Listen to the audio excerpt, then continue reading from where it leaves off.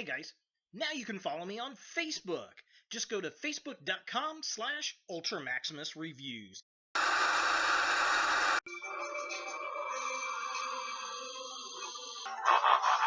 Meh, I'm just not into that whole Japanese robot porn thing. No thanks. それじゃ探しようが。だけど、エルザ、その木の場所ってどこなんですか？ Look, I just don't like you that way.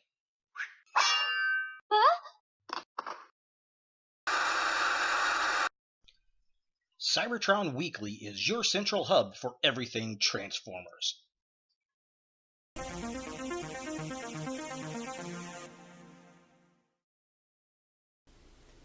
Hello YouTube, Ultra Maximus back with another toy review. And today we're taking a look at another Transformers figure. It's from Transformers Robots in Disguise, and it's Windblade. This is actually the second Windblade figure that we've gotten. Of course, if you don't know who this character is, it was a fan-created character from Hasbro. Fans got to choose what character they wanted. She was the very first one. And the Generations version's decent. A lot of things I like about it, but she's very difficult to stand, and the jet mode's kind of eh. So I'm interested to see how this version of the character has been improved, if it has been at all. She has been on the show, and it's her first animated debut, and looking pretty cool, I must say. So let's go ahead and check out the packaging. So here we have Windblade in package, and this is the only one of these I have seen. I haven't seen any more of her out and about since I picked this up. She's got some very interesting artwork up here, very bright. Very samurai looking, which is cool. It says Transformers, Robots in Disguise. There she is. There is her jet mode. She does work with minicons. She comes with her sword, which is kind of cool. Here's the side artwork there, which is the same art that's up there. So yeah, that's pretty much it. Here's a close-up of the artwork, looking cool. It says Robots in Disguise, and it says Transformers right there. So there is her jet mode. There she is, looking very odd red. It's a very strange color to me. But here's the side of the package artwork. Looking cool. Here is the back of the packaging. So the back of the box of the Warrior class, you know, it's pretty much what we've been getting. Here are the transformation instructions. She's a robot, 7 steps. She can go to a jet. She does work with minicons. There's some kind of app thing, and then words. So a close-up really quick. I wish we had bios on these guys. Here are the instructions. Ta-da! And there she is. Robot. There's the jet. Lots of red on that jet mode. And then there's the minicons. Yes, and then you know, all this other crapola. So that pretty much does it for the packaging. Let's go ahead and get Windblade out of box and see what we think. So here we have Windblade out of package, and I have to say I'm very impressed with this figure, especially with the joints and the posability on it. The joints are very stiff. I expected them to be very loose, actually, and one of the biggest problems I had with the Generations Windblade was it did not stand very well on the feet. They have corrected that in this version of the figure. And even with the sword hilt, I mean, it doesn't hamper it at all, which I was really kind of wondering. I mean, it stands really, really well, and it poses really nice. The legs are stiff, the hips, the arms, everything on this figure has pretty nice, solid, strong joints, and that is very appreciated, especially for a fembot. Because a lot of the times, I mean, these just are very weak, and they almost feel like they're slapped together. And I think that the fandom for this particular character in the comics and on the series has really put the engineers to make sure that they did a good job, and they did.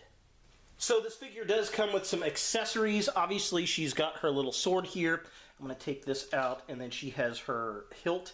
Now, the hilt, that attaches to the hip piece right there, and it can be kind of annoying to get on there, to be honest. You kind of got to get it just quite right, but once it's in, it's nice and secure. It's a very thick piece of plastic. I was really surprised about the size of the hilt there, and then the sword goes right in, fits perfectly in. Unfortunately, the sword, while it is really nicely decoed, it's just black plastic. That is a shame. I wish that was translucent plastic, much like the Generations piece. But alas, we did not get that. So it is what it is, I guess.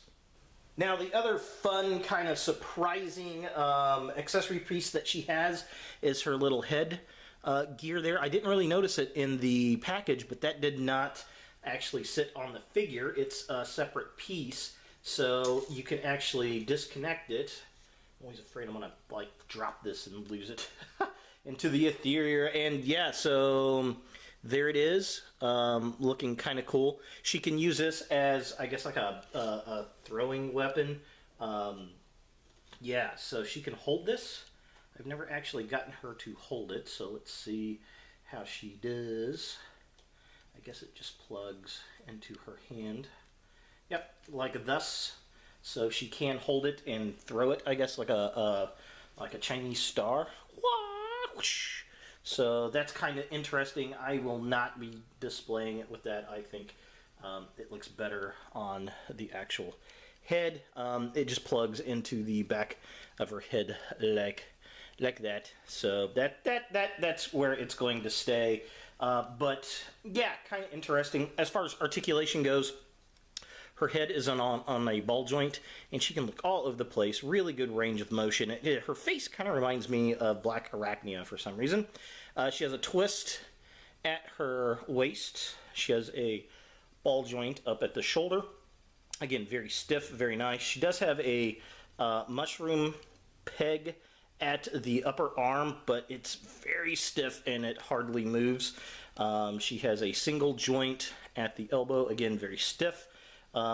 Leg joint goes out, again nice and stiff. She does have an upper leg mushroom joint, again very stiff. She has a joint at her knee, and then her ankle does move, but again that's for transformation, and again very stiff.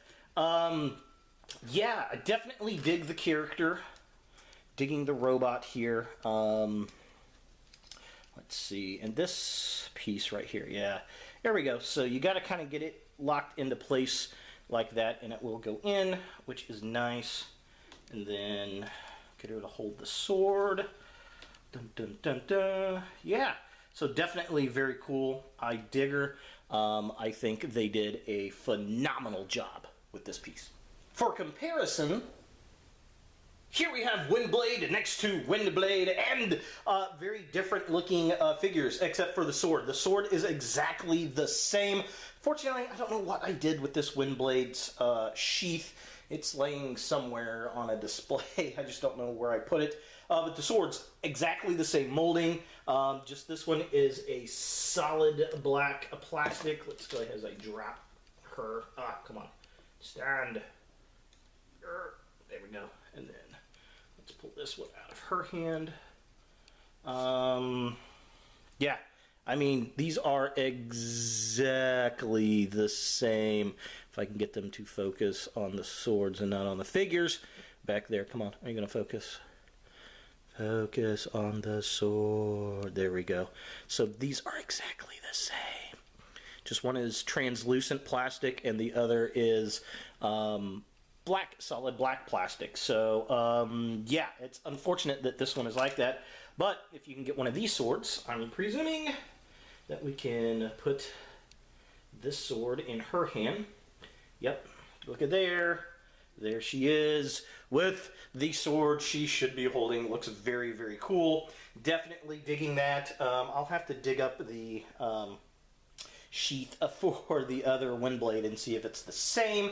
I'm presuming it probably is at least very similar, that the swords are in fact exactly the same. Doesn't surprise me. I kind of figured that when I first took a look, but it's nice to see that I can use that sword with this Windblade, and to be honest, I'm liking this one a lot more than I am that one. This one just seems a lot harsher to me than this one does. This seems more, I don't know, just more feminine. I mean, while this one definitely is feminine, this one doesn't look as nasty.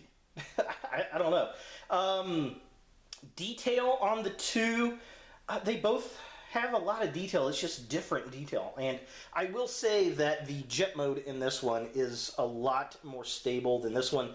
This one had some kind of gappy issues where this one does not, which I do appreciate. As to which Windblade I like better, to be honest, I'm not really sure. Right now, I'm kind of pushing more towards this one, but that might be because she's newer. I don't know. So taking a closer look at the figure itself, I do like the sculpt work on the head. It looks a lot like the cartoon. I like the teal color with the kind of off reddish color, the rosish color. I think that looks good. I like the yellow on the visor, the grays. All look really, really nice. I like the gray and the little foils there on the wing. I think that looks good. I'm a little disappointed that the sword is all black plastic, but it's not surprising considering this is, you know, the Warrior class Robots in Disguise line. I'm shocked we got this brand new mold for the figure, but definitely cool.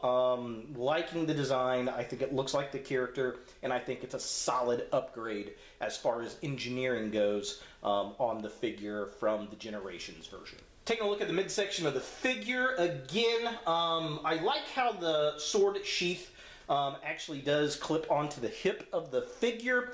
It's a little cumbersome to get on there, but once it gets on there, it does not hamper the figure as far as standing goes, which is nice. Again, the detail, really good. I like the silver on the waist. The hips look good. We got the nice black, you know, legs. Very, very nice. And, you know, as far as the jet goes, we got a little bit of a backpack in the back, but not too terribly bad considering it actually turns into a reasonable jet mode when it does transform, which is very appreciated. Taking a look at the legs of the figure, very well done. I like the teal kneecaps.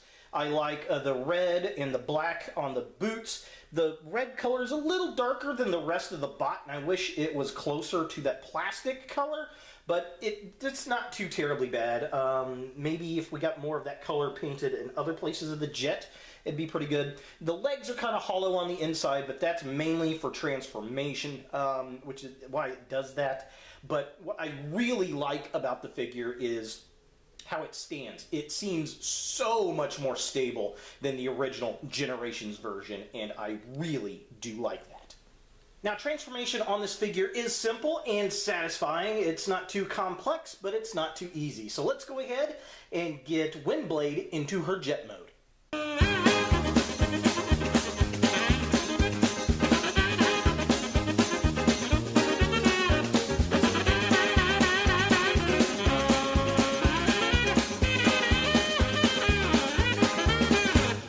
Here we have Windblade in her jet mode, and I gotta say, it's not too terribly bad.